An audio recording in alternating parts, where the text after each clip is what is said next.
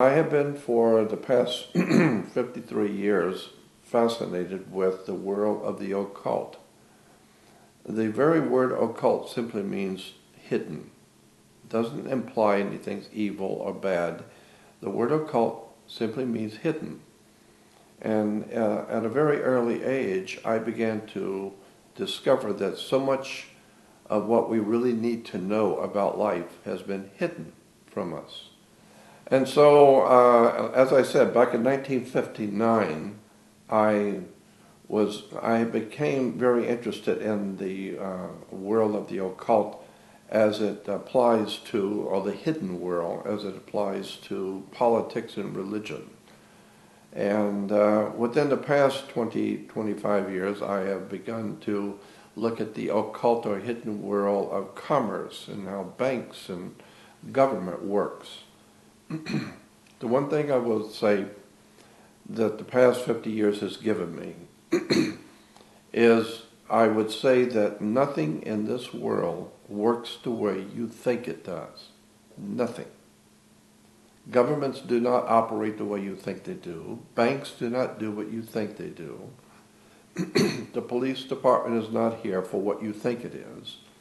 Nothing in your world works the way you think it does. There's a far higher, bigger picture going on the earth for at least 7,000 years of human history that we modern day people really just don't relate to. All we know is what we live with today, but never suspecting that the institutions of power, banking, education, the military-industrial complex of the world has taken hundreds of years to develop. And over these last hundreds of years, great governments have come into being. Our great country of America, the United States of America, which was the first time on the history of the earth that a people rose up to demand their freedom and impacted the whole world.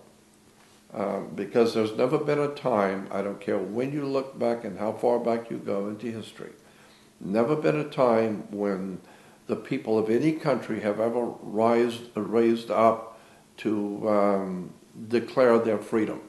It's never happened. And that's what made America so interesting and so provocative back in the 1800s, is that Americans decided they wanted to be free. So what a clever idea that was. No one had ever tried that before. And of course, when you are a slave, and you are considered to be a slave, when you declare yourself to be free, you're going to make some enemies. And you're going to terrorize your masters who thought they owned you. So now you're going to be a terrorist. And they are now able to kill you because you're a terrorist. Why? Because you have terrorized your masters who thought they owned you. And now they see that the slaves are deciding to revolt and don't want to be owned anymore. And they want to be free. And so there was a war. We call it the Revolutionary War, in which Americans decided they wanted to be free. And they wanted to be free at any cost. And so there was a great war that started in our country against our enslavers, which was Europe. Now, if you keep in mind that for at least 2,300 years, Rome has dominated Europe. First of all, obviously, under the Caesars of Rome. And when the Caesars Rome fell in about the 5th century AD, a new power rose in Rome called the Vatican. Well, the Vatican simply took over the position of Caesar of Rome. And so today, the papacy or the Pope is still basically Caesar in Rome. And this is why all of the nations of Europe all come to bow down to the Pope in Rome, because he is, in point of fact, Caesar. His official title is Pontifex Maximus. And that was a term that was given to Caesar of Rome. So the point I'm making here is that for 3,200 years, Rome has dominated Europe.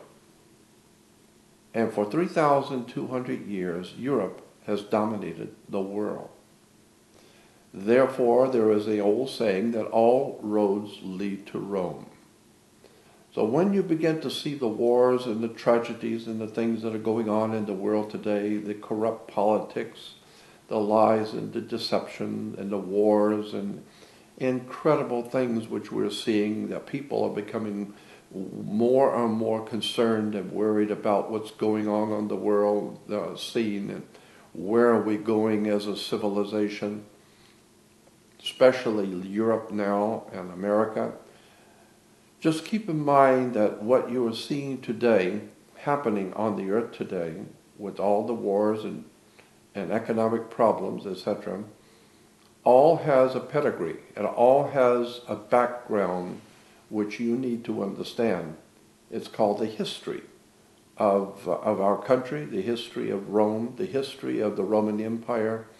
And so this is why I have always wanted to uncover, so to speak, the hidden history of Europe, the hidden history of America, and in point of fact, the hidden history of the world we live in. Because as I said before, so much of our religion, our government, our commercial systems, our educational systems, are all based on ancient concepts and belief systems. And unless and until you educate yourself as to how your world operates, you're never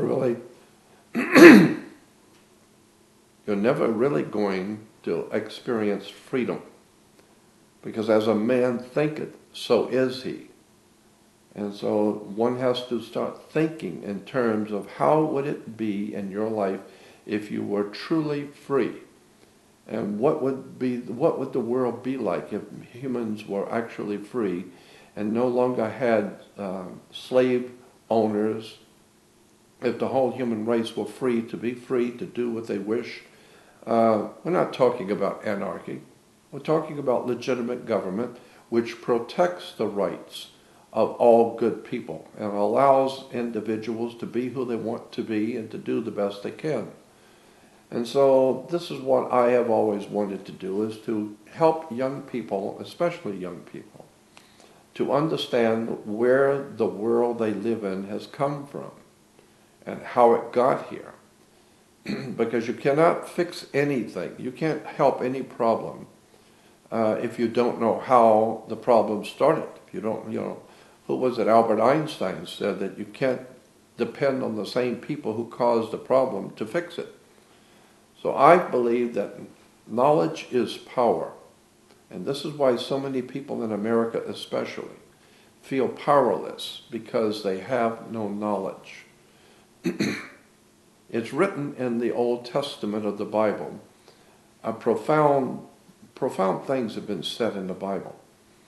For instance, it is written in the Old Testament that my people are dying from a lack of knowledge. And that's certainly true. Today people are dying, they're wasting their lives away because they're ignorant, ill-informed, and unread as to how the world works. And there's another scripture that I think is extremely important that says, where there is no vision, the people perish. Let me say that again. Where there is no vision, the people perish. Simply meaning that as long as civilization does not understand where we have come from, where we are now, and where is the whole human race going in the future, if you don't have that kind of spiritual vision, then we're going to perish. Because all of us are nothing more than sitting ducks in the pond. Unless you understand freedom and where it came from and how it was obtained, unless you start thinking in terms of protecting your rights and your freedoms, the ancient Roman law, and I find ancient Roman law very interesting.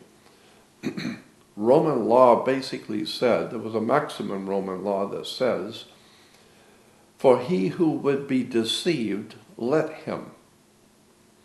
and another maximum Roman law that says if you do not defend your rights, you have none. And so this is what I have been trying to get young people to understand, is that you need to educate yourself about how the world really works.